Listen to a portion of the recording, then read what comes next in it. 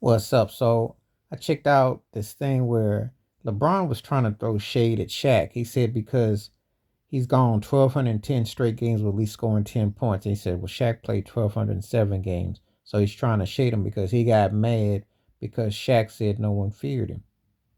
Did Shaq tell a lie? Now, I will battle anybody. Shaq's in my top five ever.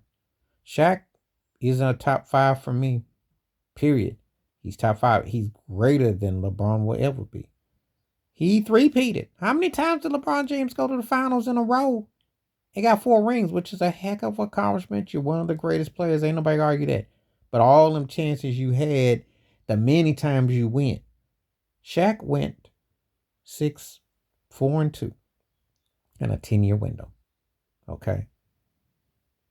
LeBron is 4-6. You give Shaq four more trips, he's gonna win two or three more rings. Different era, different time. But to sit here and act like because you 10 points per game is impressive, but it's not the end all be all. A couple of them games his butt was hurt and almost out, and he ran up. He sure didn't do it in the Dallas final series. He had 8 against J.J. Barrera. Think I forgot LeBron?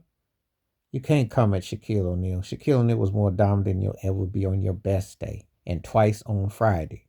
Miss me with that.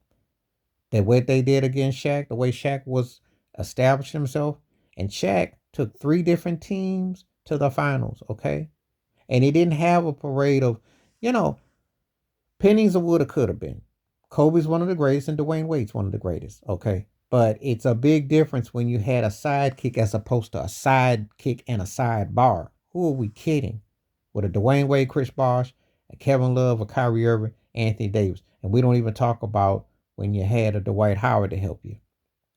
Okay. You played with some very important players, Mr. LeBron James. And you and Shaq was past the pull date when he played with you, but still, we're looking at what you didn't had, what he had, what he did, what he didn't. And the time he had Gary Payton and Carmelo, they just got old and didn't fit, but they still got to the finals.